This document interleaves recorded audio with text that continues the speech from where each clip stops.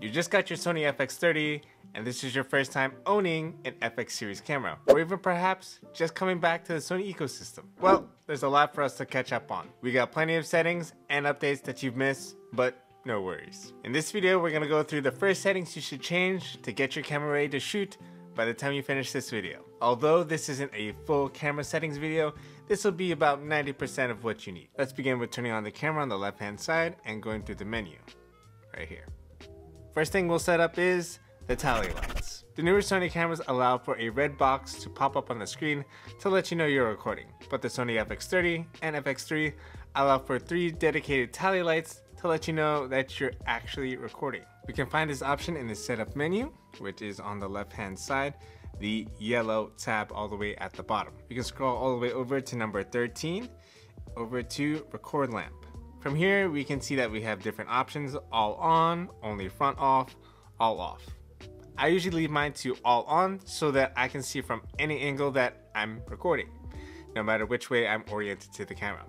But if you're trying to be more discreet about recording in like public places, then perhaps you'd rather select only front off or all off. Pro tip with this is that when you're considering to buy certain camera cages for your Sony FX30, you may find that your front tally light may not actually be visible. I'm not a fan of this, so I've just settled with the Falcam cage. I know, I'm not a fan of this either. Whether or not you find yourself switching between photo and video in a pinch, it's handy to enable this next setting. Different settings for stills and movie. Still staying in the yellow tab, we can go ahead back by hitting left on our circle D-pad here, and then we can go all the way up to number 3, operation and customize. Going over, we can go down to different set for still/MV.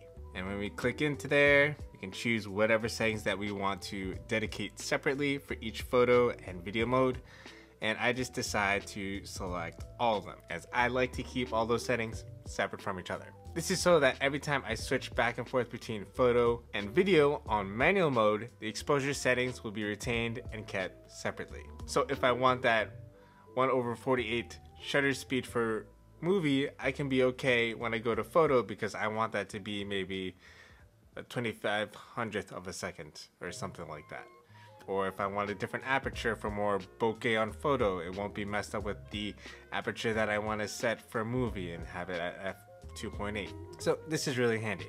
But of course, if you don't shoot photo, no biggie, skip this one. If you value having a lighter setup and don't want to carry around an external monitor, but still want to compose with grid lines, then we can still turn on this next setting, which is the marker display, or the grid lines. All right, going back out to the shooting menu to the left hand side, the red tab, we can go down. We'll head over to number 10, shooting display.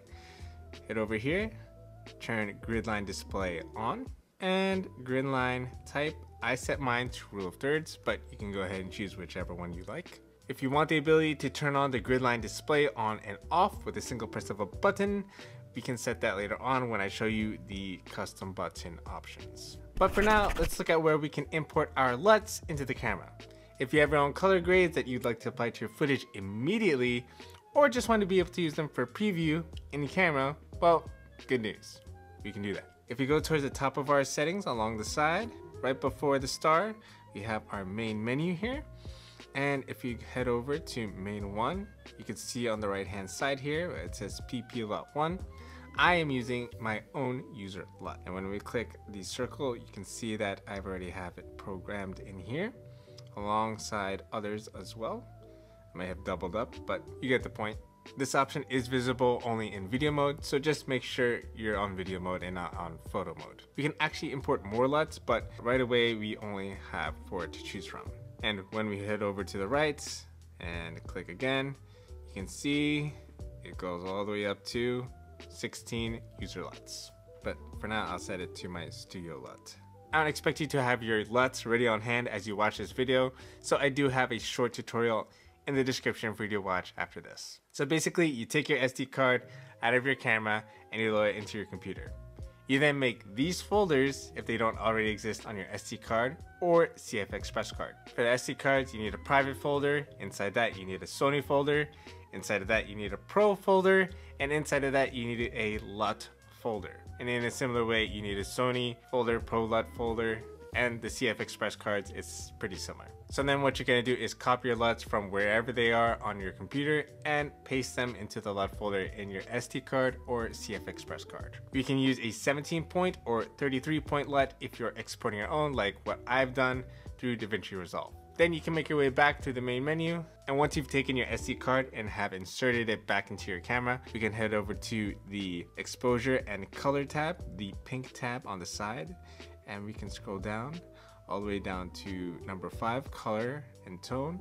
Head over to the right, and we can go to manage user LUTs, and then from here we can import all the LUTs that we have. Just select them one by one, and then you can import or you can delete, just like that. But I don't have LUTs on my SD card. If you'd only like to use your LUTs as a preview, then we have to go to the second page of the main menu. So back right under the star here, going to main 2, and it says here log off. We want to make sure that says flexible ISO, and I like to shoot an S gamut cine.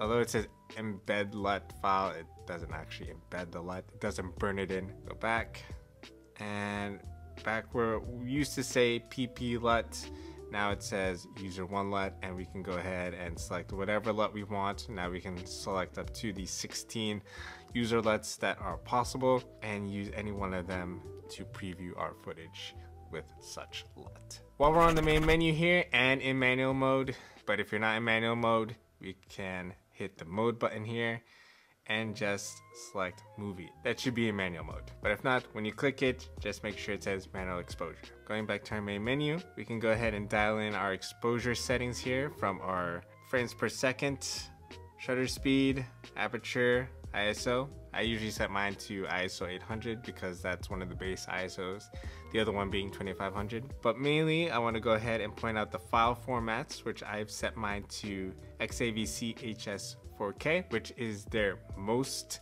compressed but also the least amount of file size that's going to take up on my SD card. And as we move our way down through all these file formats, the video file is going to have less compression, but it's going to take up more space. Thus, I end up with HS, as my 14-inch M1 MacBook Pro can handle it, and again, I save more space. If you move over, you can choose up to 100 megabytes, but I choose 30 and take up less space, again, as it's more than enough for what I need for these YouTube videos. Of course, I don't know what kind of computer that you use, and please don't comment any down below, but you can try out and see how your computer handles those HS files, and if it doesn't play well with your computer and extracting them all and breaking them down, then try using XAVC-S for better results. Once you've dialed all that in and you're comfortable with all the settings that you have, then you can go ahead and assign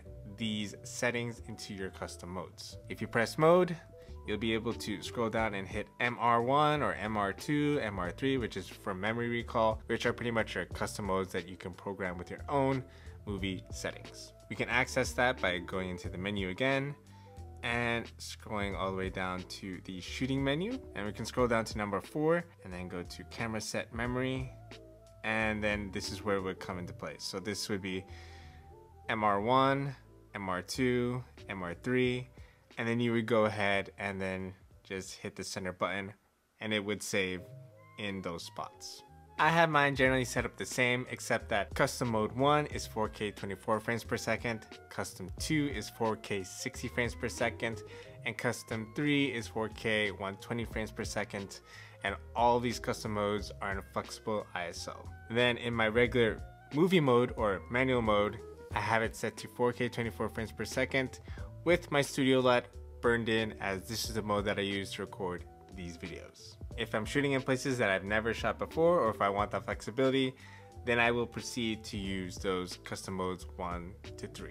Okay, now let's go through our customization of our buttons. Now I realize that we all have different shooting styles, so for the most part, I'm just going to be showing you what I have, and you can decide whether or not you would like to have a same, if not similar setup. We're gonna hit menu again and scroll down to the setup menu, and we're gonna head over to number 3 where it says operation customize. As you see on the left hand side here, we can see that there's camera. This one has like a movie style camera. So this one is for photo settings and this one's for video settings.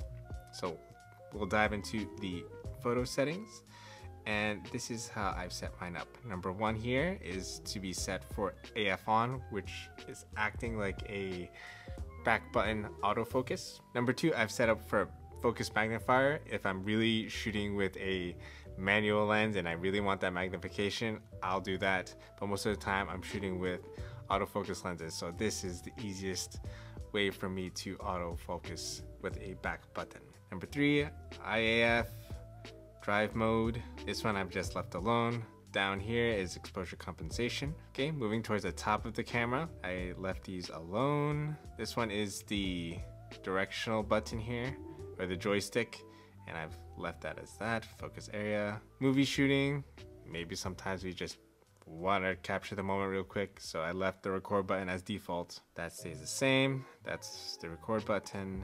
I didn't do anything to program any buttons on any lenses, and yeah, that's pretty much that. Now onto video settings. Most of these are pretty much the same.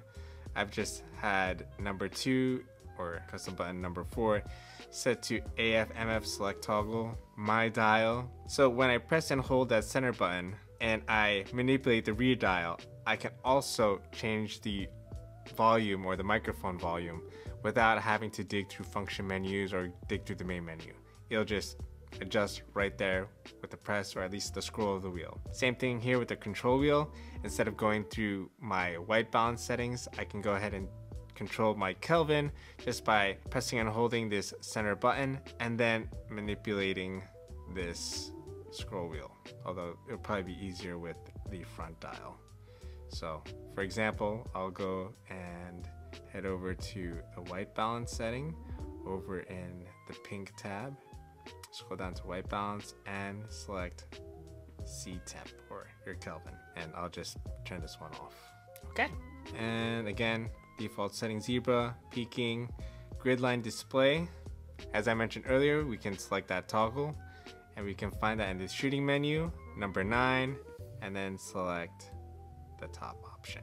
Moving down, I've selected this front button to display the main menu, which were that 1 and 2 that we were shown earlier. White balance, I've left that as default. ISO or EI if that's something you're going to delve into, but pretty much as is. I've set the joystick when pressed down to save a custom memory mode or a custom mode for exposure settings, and the record button is still the record button. Moving down, again, this front button is a record button. Oddly enough, I have put a programmable button of a lens and set it to IAF, and there we go. This one could be it, ISO, but I don't want to fiddle with that. Okay, function menu, I'll just show this real quick. This is what I have it set to. Top side is the photos and the bottom half is the video. So we have here drive mode, focus. This one pretty much follows the bottom half. But anyway, so right here we have drive mode, focus area, interval shooting, ISO, metering. This is for your memory and how you want to go ahead and record.